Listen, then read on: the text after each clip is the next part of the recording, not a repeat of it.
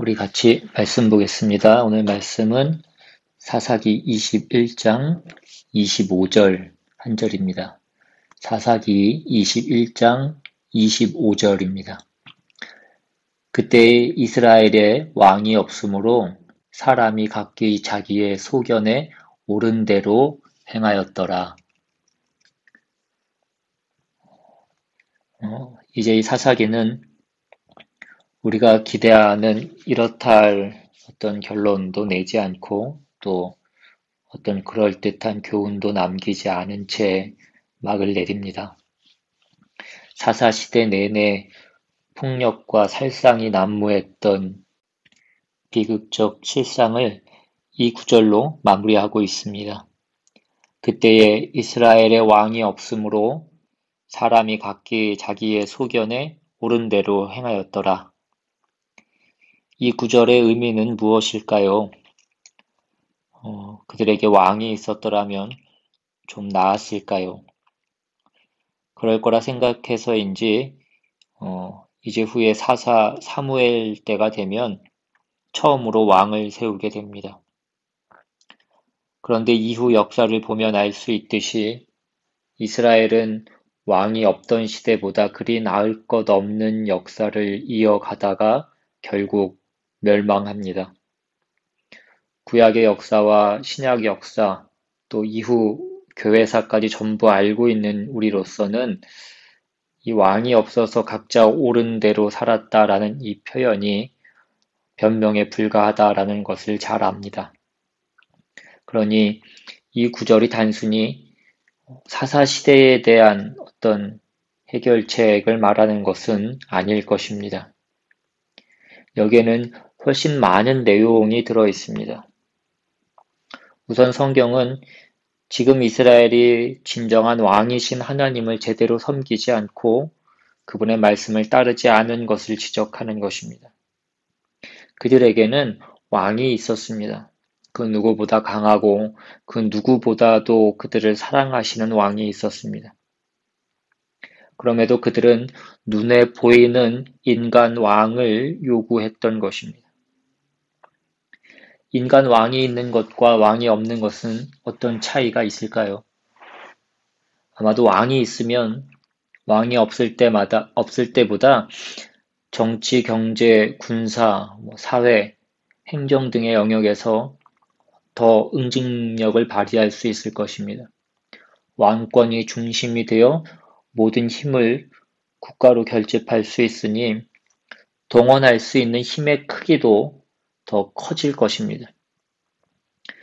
그러나 이스라엘의 역사를 우리가 잘 따라가 보면 사사시대와 마찬가지로 왕정시대에도 실패하는 것을 볼 수 있습니다. 이스라엘 왕들의 통치를 소개하는 책이 열왕기서인데 이 책은 왕이 잘하면 나라가 좋아지고 왕이 못하면 나라가 몰락한다는 식의 그런 단순한 관점에서 역사를 기록하고 있지 않습니다. 열왕기에 나오는 왕에 대한 평가는 이런 식으로 이루어집니다. 누가 왕이 되었는데 하나님 보시기에 정직히 행하여 그의 생애를 충성스럽게 보냈다. 또는 누가 왕이 되었는데 하나님 보시기에 악을 행하였고 우상을 쫓아 하나님의 진노를 불러일으켰다라고 그렇게 평가합니다. 열왕기가 왕을 평가하는 기준은 오늘날 우리가 정치인을 평가하는 기준과는 다릅니다. 나라를 얼마나 부강하게 했느냐, 백성을 얼마나 편안하게 했느냐 이런 것은 그 열왕기의 기준이 아닙니다. 열왕기가 제시하는 평가 기준은 하나님께 순종하여 의를 행했느냐 아니면 하나님의 명령을 거역하여 우상을 섬겼느냐입니다. 그런데 우리는 이 기준을 잘못 이해해서 우리의 초점이 자꾸 하나님을 향하지 않고 순종한 사람과 불순종한 사람을 향하게 됩니다. 이렇게 되면 성경이 말하고자 하는 바를 가리게 되는 것입니다. 이스라엘도 우리처럼 이 왕이라는 직분을 특권이나 대단한 권력으로 여겼습니다. 그런데 성경이 보여주고자 하는 왕은 그런 존재가 아니었습니다. 왕이란 어떤 존재인가를 이해시키기 위해서 성경은 사울과 다윗을 대조해서 보여줍니다. 사무엘상 15장에 가면 사울 왕에 대한 이야기가 나오는데 하나님이 왕이 된 사울에게 아말렉을 진멸하라는 명령을 내리십니다. 그런데 사울은 그 아말렉을 쳐서 승리했지만 하나님의 명령대로 순종하기보다는 전리품을 남겨옵니다. 이 일에 대하여 사무엘이 사울을 꾸짖습니다. 그 내용이 사무엘상 15장 17절 이하에 나오는데 사무엘이 이르되 왕이 스스로 작게 여길 그때에 이스라엘 지파의 머리가 되지 아니하셨나이까? 여호와께서 왕에게 기름을 부어 이스라엘 왕을 삼으시고 또 여호와께서 왕을 길로 보내시며 이르시기를 가서 죄인 아말렉 사람을 진멸하되 다 없어지기까지 치라 하셨거늘 어찌하여 왕이 여호와의 목소리를 청종하지 아니하고 탈취하기에만 급하여 여호와께서 악하게 여기시는 일을 행하였나이까? 사울이 사무엘에게 이르되 나는 실로 여호와의 목소리를 청종하여 여호와께서 보내신 길로 가서 아말렉 왕 아각을 끌어왔고 아말렉 사람들을 진멸하였으나 다만 백성이 그 마땅히 멸할 것 중에서 가장 좋은 것으로 길갈에서 당신의 하나님 여호와께 제사하려고 양과 소를 끌어왔나이다 하는지라. 사무엘이 이르되 여호와께서 번제와 다른 제사를 그의 목소리를 청종하는 것을 좋아하심같이 좋아하시겠나이까? 순종이 제사보다 낫고 듣는 것이 순양의 기름보다 나으니 이는 거역하는 것은 점치는 죄와 같고 완고한 것은 사신 우상에게 절하는 죄와 같음이라. 왕이 여호와의 말씀을 버렸으므로 여호와께서도 왕을 버려 왕이 되지 못하게 하셨나이다 하니. 하나님이 사울에게 요구하신 것은 순종이었습니다. 순종한다라는 것은 어떤 일에 대한 가치와 결정을 내가 내리는 것이 아니라는 것을 함축하고 있습니다. 어떤 일의 결정과 가치는 순종하는 자에게 달린 것이 아닌 것입니다. 왕은 하나님이 내리시는 결정을 수행하며 하나님만이 만들어내시는 가치를 나누어주는 통로이며 수단일 뿐입니다. 이것이 왕이라는 지책에 담긴 역할인 것입니다. 그런데 왕은 통로나 수단이 아닌 권력으로 자꾸 오해합니다. 사울도 왕이라는 자신의 지위를 그렇게 오해하고 있었던 것입니다. 하나님께서 이스라엘에게 그 왕을 허락하신 이유가 무엇이겠습니까? 이스라엘의 필요를 실제로 채우시는 이는 하나님밖에 없다는 사실을 왕이라는 존재를 통하여서 분명히 보여주시기 위함입니다. 이스라엘의 세 가지 중요한 직분, 왕, 제사장, 선지자는 모두 이와 같은 일을 위해서 세워진 직분입니다. 하나님의 은혜를 나누는 일을 위하여서 그들의 지위가 통로로 쓰임을 받게 되는 것입니다. 선지자는 이스라엘의 잘못을 꾸짖어서 하나님과 백성 간에 막혔던 그 통로를 다시 열기 위해 존재했던 그런 직분입니다. 근데 선지자는 당시 이스라엘 백성들에게 받아들여지지 않았습니다. 그래서 결국 이스라엘도 망하게 됩니다. 나라를 빼앗기고 포로로 잡혀갑니다. 성전이 다 헐리고 제사도 지낼 수 없게 됩니다. 결국 선지자도 왕도 제사장도 모두 사라지게 됩니다. 이 모든 실패를 성경이 역사로 남겨놓은 이유가 무엇이겠습니까? 성공했을 때와 마찬가지로 실패했을 때에도 그 궁극적인 권위자가 누구인가 하는 문제는 확인되어야 되기 때문입니다. 성공이든 실패든 인간의 필요를 채우시는 근원은 변함이 없습니다. 하나님이 그 근원이십니다. 사무엘이 그 사울의 불순종에 대해서 책망하지만 막상 사울은 이 책망을 잘 이해하지 못했습니다. 그래서 사울은 변명합니다. 나는 그 모든 명령을 다 준수했습니다. 전리품을 남긴 것은 여호와께 제사하려고 그런 것입니다. 라고 그렇게 얘기합니다. 그에 대해서 사무엘은 그런 것은 전혀 중요하지 않다라고 답합니다. 왕에게 중요한 것은 순종입니다. 왕은 하나님이 하라는 대로 해야 되는 사람인데 당신은 하나님께 순종하지 않으니 이제 당신은 더 이상 왕이 아닙니다. 라고 말한 후에 그는 돌아섭니다. 그러자 사울이 사무엘을 붙잡습니다. 이어지는 24절을 보시면 사울이 사무엘에게 이르되 내가 범죄하였나이다. 내가 여호와의 명령과 당신의 말씀을 어긴 것은 내가 백성을 두려워하여 그들의 말을 청종하였음이니이다. 청하오니 지금 내 죄를 사하고 나와 함께 돌아가서 나로 하여금 여호와께 경배하게 하소서 하니 사무엘이 사울에게 이르되 나는 왕과 함께 돌아가지 아니하리니 이는 왕이 여호와의 말씀을 버렸으므로 여호와께서 왕을 버려 이스라엘 왕이 되지 못하게 하셨음이니이다 하고 사무엘이 가려고 돌아설 때에 사울이 그의 겉옷자락을 붙잡음에 찢어진지라. 사무엘이 그에게 이르되 여호와께서 오늘 이스라엘 나라를 왕에게서 떼어 왕보다 나은 왕의 이웃에게 주셨나이다.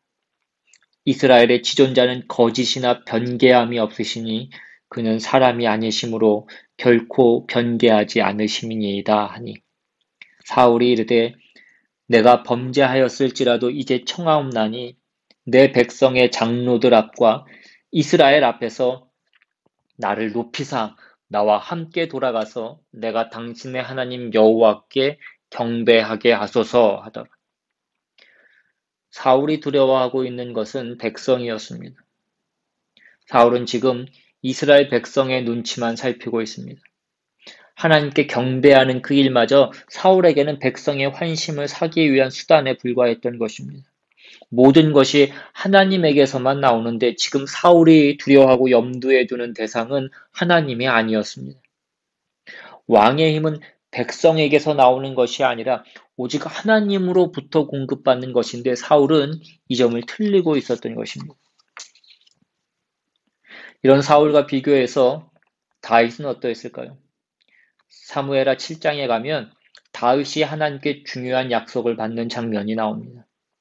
사무엘하 7장 1절 이하에 여호와께서 주위의 모든 원수를 무찌르사 왕으로 궁에 편안히 살게 하신 때에 왕이 선지자 나단에게 이르되 볼지어다 나는 백향목 궁에 살거늘 하나님의 궤는 휘장 가운데에 있도다. 나단이 왕께 아뢰되 여호와께서 왕과 함께 계시니 마음에 있는 모든 것을 행하소서 하니라. 그 밤에 여호와의 말씀이 나단에게 임하여 이르시되 가서 내 종 다윗에게 말하기를 여호와께서 이와 같이 말씀하시되 네가 나를 위하여 내가 살 집을 건축하겠느냐? 내가 이스라엘 자손을 애굽에서 인도하여 내던 날부터 오늘까지 집에 살지 아니하고 장막과 성막 위에서 다녔나니 이스라엘 자손과 더불어 다니는 모든 곳에서 내가 내 백성 이스라엘을 먹이리라고 명령한 이스라엘 어느 지파들 가운데 하나에게 내가 말하기를 너희가 어찌하여 나를 위하여 백향목집을 건축하지 아니하였느냐고 말하였느냐. 그러므로 이제 내 종 다윗에게 이와 같이 말하라. 만군의 여호와께서 이와 같이 말씀하시기를 내가 너를 목장 곧 양을 따르는 데에서 데려다가 내 백성 이스라엘의 주권자로 삼고 네가 가는 모든 곳에서 내가 너와 함께 있어 내 모든 원수를 내 앞에서 멸하였은즉 땅에서 위대한 자들의 이름같이 내 이름을 위대하게 만들어 주리라. 내가 또 내 백성 이스라엘을 위하여 한 곳을 지정하여 그를 심고 그를 거주하게 하고 다시 옮기지 못하게 하며 악한 종류로 전과 같이 그들을 해치지 못하게 하여 전에 내가 사사에게 명령하여 내 백성 이스라엘을 다스리던 때와 같지 아니하게 하고 너를 모든 원수에게서 벗어나 편히 쉬게 하리라. 여호와가 또 내게 이르노니 여호와가 너를 위하여 집을 짓고 내 수완이 차서 내 조상들과 함께 누울 때에 내가 내 몸에서 날 내 씨를 내 뒤에 세워 그의 나라를 견고하게 하리라. 다윗은 고생을 많이 했던 사람이었습니다. 그는 골리앗을 죽여서 국민의 영웅이 되었지만 사울의 미움을 받아서 피난 생활을 해야 했던 사람이었습니다. 도망 다니는 와중에 목숨을 부지하고자 별의별 짓을 다 하다가 오랜 도피 생활 끝에 비로소 왕위에 오릅니다. 왕위에 오른 다윗이 이웃 나라들을 정복하고 강성한 나라의 기틀을 닦고 이제 나라가 좀 평안해지자 이제 그는 하나님을 위해서 성전을 지어야겠다는 마음을 먹습니다. 그런데 하나님이 선지자를 보내서 그것을 막으십니다. 여러분, 이 부분이 굉장히 중요합니다. 선지자가 전하는 말씀은 이런 것입니다. 네가 나를 위해서 해줄 수 있는 것은 없다는 것입니다. 모든 좋은 일은 나에게서만 나온다. 그런 일은 나만이 할 수 있다라는 것입니다. 내가 너를 위대하게 할 것이고 내가 내 몸에서 날 자식을 내 뒤에 세워서 내 나라를 견고하게 하겠다는 것입니다. 내 나라와 내 왕권을 영원하게 하겠다. 이것은 나만이 할 수 있는 일이고 내가 그렇게 할 것이다. 이것이 하나님께서 다윗에게 하신 약속입니다. 여러분, 다윗이 기특한 마음을 품어서 하나님이 보상해 주시는 것이 아닙니다. 다윗이 사울보다 더 진지해서 이런 약속을 받고 있는 것도 아닙니다. 오직 하나님의 신실하심으로 당신의 언약을 지켜가시는 것입니다. 사울의 삶을 보면서 우리는 무엇을 확인합니까? 가치 있는 모든 선한 것이 오직 하나님에게서 나온다는 사실을 모르면 자신의 위치를 제대로 깨닫지 못하게 된다는 것입니다. 그래서 겁낼 필요가 없는 자들에게 매이게 되고 하나님이 우리의 수단에 불과해지게 됩니다. 주객이 전도되는 것입니다. 사울과 다윗이 어떻게 그렇게 대조적인 삶을 살게 되었는지 성경은 그 원인을 그 사람들에게서 찾고 있지 않습니다. 인간에게서는 선하고 가치 있는 것이 나올 수 없기 때문입니다. 인생이 의미 있게 되어서 결국 승리로 결론 지어지는 그 일은 하나님만이 주실 수 있는 것입니다. 다윗을 세워서 하나님이 우리에게 주시려고 하는 것은 무엇입니까? 신약을 처음 시작하는 마태복음 1장 1절은 이렇게 시작합니다. 아브라함과 다윗의 자손 예수 그리스도에게 보라. 다윗을 세워서 하나님이 궁극적으로 주시려고 한 것은 예수 그리스도였습니다.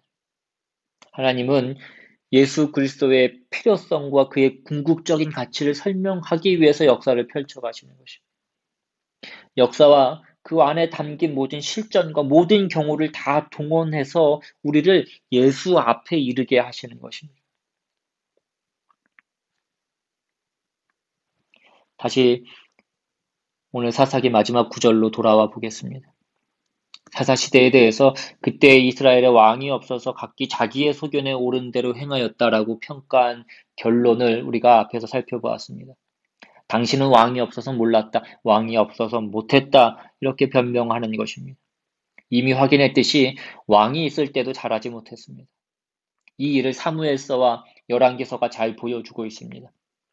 왕이 있어도 못했다, 왕 스스로도 몰랐다, 이런 사실이 이스라엘 역사 속에 끊임없이 증명됩니다.